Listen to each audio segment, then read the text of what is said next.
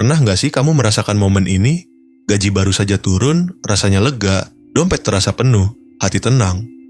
Tapi anehnya, belum seminggu, tiba-tiba saldo rekening sudah menipis, bahkan dompet terasa kosong lagi. Lalu muncul pertanyaan dalam hati, loh, kok cepet banget habisnya? Padahal kemarin baru saja terima gaji. Kalau kamu pernah mengalami ini, percayalah, kamu tidak sendirian. Saya juga pernah, bahkan berkali-kali. Rasanya seperti ada lubang tak terlihat di dompet yang bikin uang mengalir keluar tanpa kita sadari.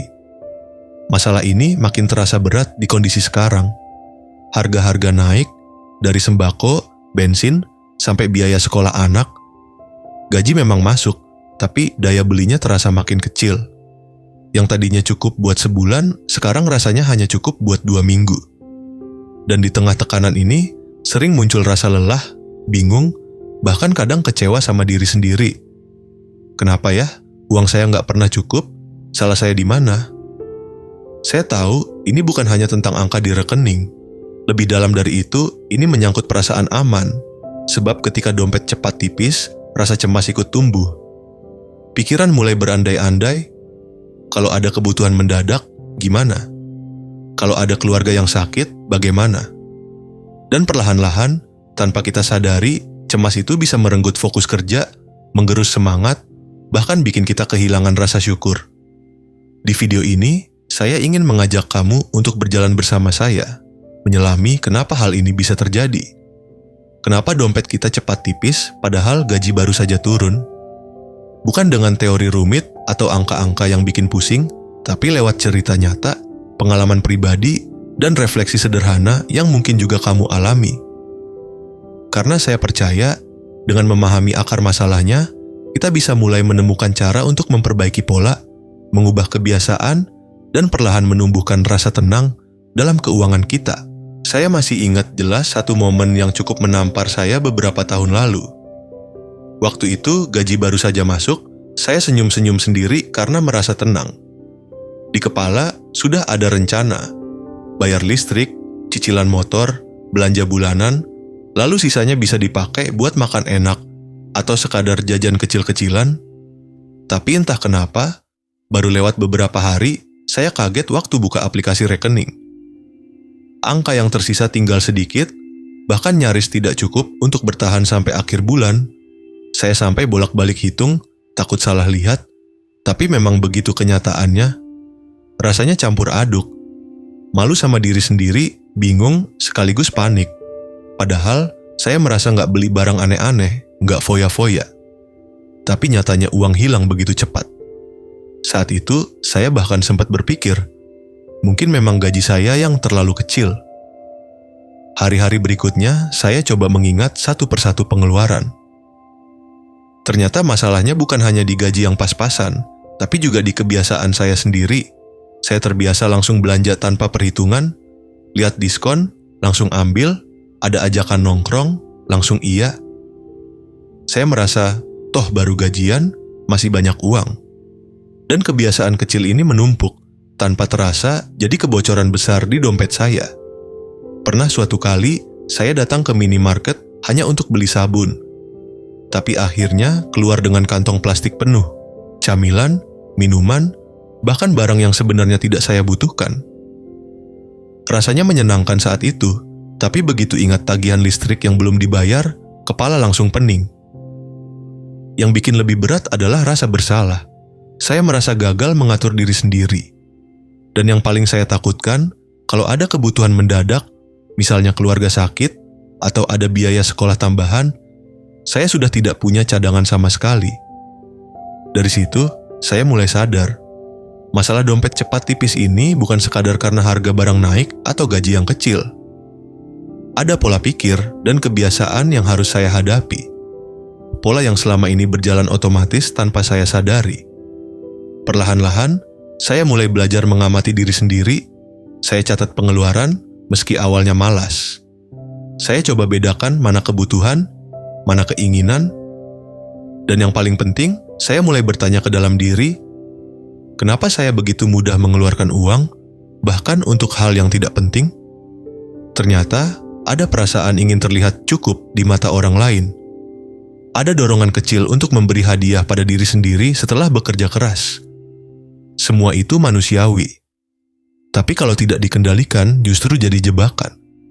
Saya ceritakan pengalaman ini bukan untuk menyalahkan diri sendiri, apalagi orang lain. Tapi saya ingin menunjukkan kalau dompet kita cepat tipis, itu bukan hanya masalah finansial, tapi juga masalah mental dan kebiasaan. Dan kabar baiknya, kalau kebiasaan bisa diubah, berarti dompet kita juga bisa lebih sehat. Dari pengalaman tadi, saya akhirnya sampai pada satu kesadaran penting. Dompet cepat tipis bukan hanya karena gaji kecil atau harga naik, tapi karena ada pola pikir dan kebiasaan yang belum kita kendalikan. Kalau dipikir-pikir, gaji itu seperti air yang dituang ke ember. Ember itu adalah dompet kita. Kalau embernya bocor, berapapun banyaknya air yang kita tuang, tetap akan habis dengan cepat. Begitu juga dengan uang. Tanpa sadar, kita sering punya lubang-lubang kecil di dompet kita, entah dalam bentuk jajan berlebihan, nongkrong rutin, atau kebiasaan belanja yang impulsif. Nah, masalahnya, lubang-lubang kecil ini sering tidak terlihat. Kita merasa, cuma jajan kopi 20.000, tapi kalau itu terjadi 15 kali dalam sebulan, tiba-tiba sudah jadi 300.000. Atau kita merasa, cuman ongkos ojek online sekali. Padahal kalau di total sebulan, bisa lebih besar dari biaya bensin motor sendiri. Kuncinya ada di mindset dan kesadaran. Uang itu bukan hanya soal angka, tapi juga soal bagaimana kita memandang dan menggunakannya. Ada 3 hal utama yang saya pelajari. Pertama, uang harus punya tujuan. Kalau kita tidak memberi arah pada uang kita, dia akan mengalir kemana saja tanpa kendali. Seperti orang yang keluar rumah tanpa tujuan, akhirnya berhenti di tempat-tempat yang tidak penting. Saat gaji masuk, coba langsung tanyakan, uang ini mau saya arahkan kemana? Entah untuk kebutuhan rumah, tabungan, atau bahkan hiburan, yang penting ada tujuan yang jelas. Kedua, bedakan kebutuhan dan keinginan. Ini sederhana, tapi sering sulit. Kebutuhan adalah hal yang kalau tidak kita penuhi, hidup jadi kacau. Seperti makan, listrik, transportasi. Sedangkan keinginan seringkali hanya dorongan sesaat. Contohnya, kita memang butuh makan, tapi apakah harus selalu makan di restoran? Atau cukup masak di rumah? Bedanya bisa sampai ratusan ribu. Ketiga, sadari pola emosional kita. Banyak orang, termasuk saya dulu, sering mengeluarkan uang karena alasan emosi.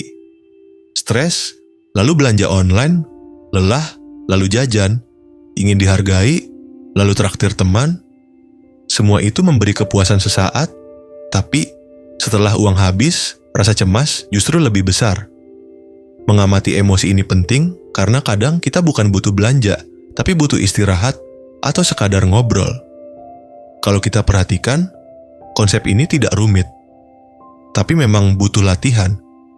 Sama seperti orang belajar menahan diri untuk tidak makan berlebihan, kita juga perlu belajar menahan diri agar uang tidak cepat habis.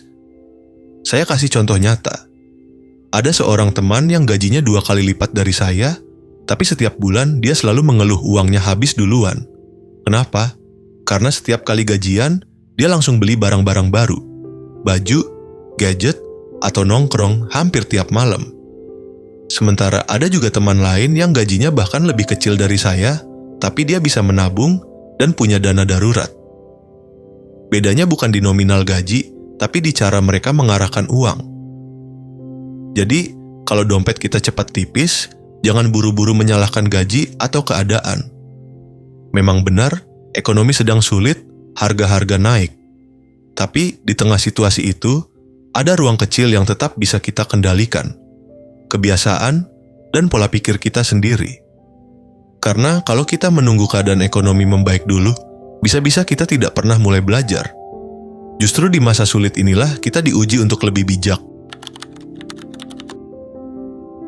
Untuk memperjelas konsep tadi, saya ingin berbagi cerita tentang beberapa orang yang pernah saya kenal. Cerita mereka mungkin berbeda latar belakang, tapi sama-sama menunjukkan bagaimana kebiasaan dan pola pikir bisa membuat dompet cepat tipis, atau justru tetap aman.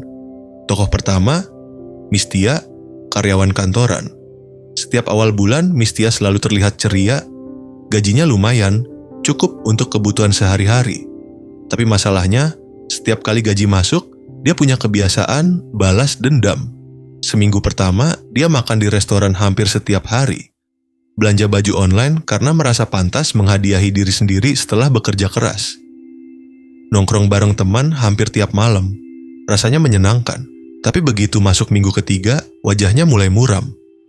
Uang tinggal sedikit, bahkan sering pinjam ke teman untuk sekadar ongkos transport. Kalau ditanya, Mistia selalu bilang, gaji saya kecil, makanya cepat habis. Padahal, kalau dia hitung ulang, lebih dari 40% gajinya lari ke hal-hal yang sebenarnya bukan kebutuhan pokok. Dia terjebak pada pola emosional, ingin terlihat hidup enak di awal bulan, tapi menanggung stres di akhir bulan. Tokoh kedua, Munir, pekerja harian. Munir gajinya jauh lebih kecil daripada Mistia, tapi dia punya kebiasaan sederhana. Setiap kali menerima uang, 10% langsung dia sisihkan ke dalam amplop kecil di rumah. Sisanya dia bagi untuk kebutuhan sehari-hari. Dia jarang nongkrong, lebih sering kumpul keluarga di rumah. Sesekali memang dia jajan atau traktir anaknya, tapi selalu dia batasi.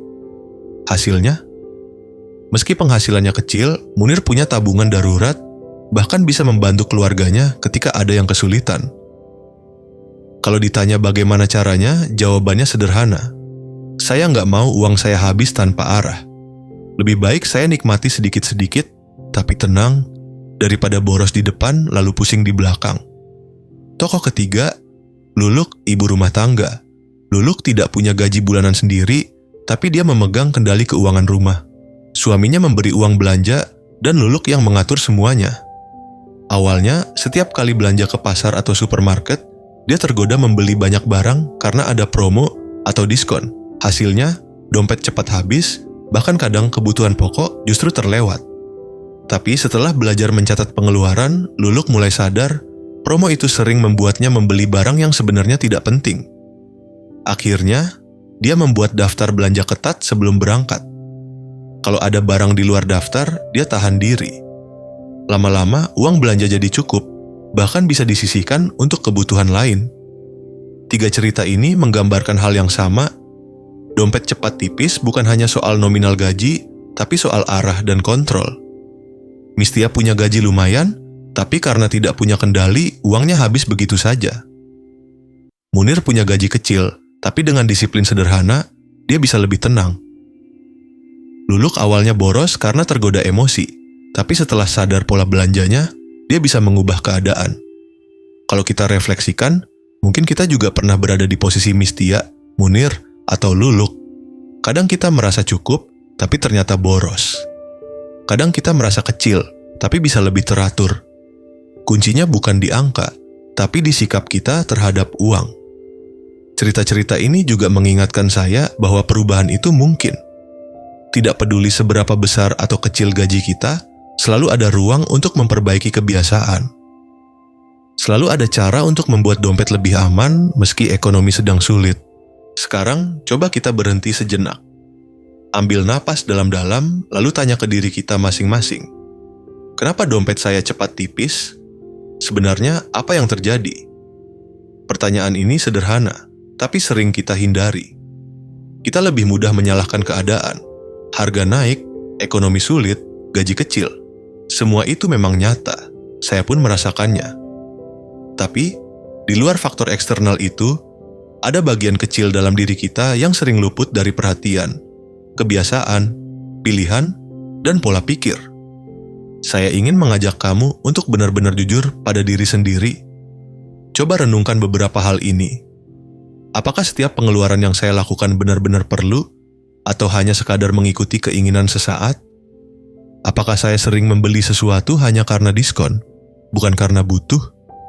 Apakah saya sering menghabiskan uang lebih banyak di awal bulan, lalu menyesal di akhir bulan? Apakah saya pernah merasa bersalah setelah mengeluarkan uang, tapi tetap mengulanginya lagi di bulan berikutnya? Kalau sebagian dari pertanyaan itu jawabannya iya, mungkin inilah saatnya kita mulai memperbaiki pola. Tidak harus langsung drastis. Perubahan besar justru dimulai dari langkah-langkah kecil yang konsisten. Saya tahu membicarakan soal uang sering bikin hati tidak nyaman. Tapi justru karena itu, kita perlu keberanian untuk melihat lebih dalam. Karena uang itu bukan hanya tentang angka, tapi juga tentang rasa aman, rasa cukup, bahkan rasa syukur. Bayangkan jika setiap kali gaji masuk, kamu bisa tenang karena tahu arah uangmu jelas. Bayangkan kalau kamu bisa punya cadangan kecil, meski tidak banyak, tapi cukup untuk membuat tidurmu lebih nyenyak. Dan bayangkan jika di akhir bulan kamu tidak lagi merasa panik, tapi justru masih bisa tersenyum. Semua itu bukan mimpi. Itu bisa terjadi kalau kita mau mulai jujur pada diri sendiri dan berani mengubah kebiasaan. Jadi, coba tanyakan lagi ke dalam hati. Apa satu kebiasaan kecil yang bisa saya hentikan agar dompet saya lebih aman? Apa satu kebiasaan baru yang bisa saya mulai meski sederhana, tapi membuat keuangan saya lebih teratur? Apakah saya mau terus terjebak dalam pola lama atau berani melangkah ke pola yang lebih sehat? Pertanyaan-pertanyaan ini bukan untuk membuatmu merasa bersalah, tapi untuk membuka jalan menuju perubahan. Karena kuncinya ada di kita sendiri. Jadi, kalau kita kembali ke pertanyaan awal, kenapa dompet cepat tipis padahal gaji baru turun? Jawabannya tidak sesederhana karena gaji kecil atau harga yang naik. Itu semua memang ada pengaruhnya, tapi faktor terbesar justru ada di pola pikir dan kebiasaan kita sendiri. Kita sudah melihat bersama dari pengalaman saya pribadi, dari cerita Rani, Budi, dan Sari, bahwa uang bisa cepat hilang bukan karena jumlahnya, tapi karena arahnya tidak jelas. Dompet cepat tipis seringkali karena ada lubang-lubang kecil yang kita biarkan terbuka. Entah itu kebiasaan jajan berlebihan, belanja impulsif, atau emosi yang mendorong kita untuk mengeluarkan uang tanpa sadar. Tapi kabar baiknya, semua itu bisa diperbaiki. Kita tidak harus jadi orang kaya raya dulu untuk merasa tenang. Kita hanya perlu belajar mengarahkan uang, membedakan kebutuhan dan keinginan, serta jujur pada emosi kita sendiri. Dari situ, perlahan kita akan menemukan rasa cukup, rasa aman, dan bahkan rasa syukur yang lebih besar. Ingat, ini bukan soal melarang diri untuk menikmati hidup. Hidup memang perlu dinikmati, tapi yang penting ada keseimbangan. Nikmati secukupnya, simpan seperlunya. Dengan begitu, kita bisa tetap merasa ringan, bahkan di tengah tekanan ekonomi yang berat sekalipun. Kalau kamu merasa pesan ini bermanfaat, jangan lupa bagikan video ini kepada teman-temanmu. Siapa tahu mereka juga sedang menghadapi hal yang sama. Gaji baru turun, tapi dompet cepat tipis. Klik like kalau kamu setuju bahwa perubahan kecil bisa membawa hasil besar. Tulis di kolom komentar, kebiasaan apa yang paling sering bikin dompetmu tipis? Saya ingin membaca cerita-cerita kamu. Siapa tahu bisa jadi bahan refleksi bersama. Dan tentu saja subscribe channel ini supaya kamu tidak ketinggalan video-video berikutnya. Kita akan terus belajar bareng, bukan hanya soal uang, tapi juga soal mindset, produktivitas, dan keseimbangan hidup. Karena tujuan akhirnya bukan sekadar punya uang lebih banyak, tapi punya hidup yang lebih tenang, lebih bermakna, dan lebih seimbang.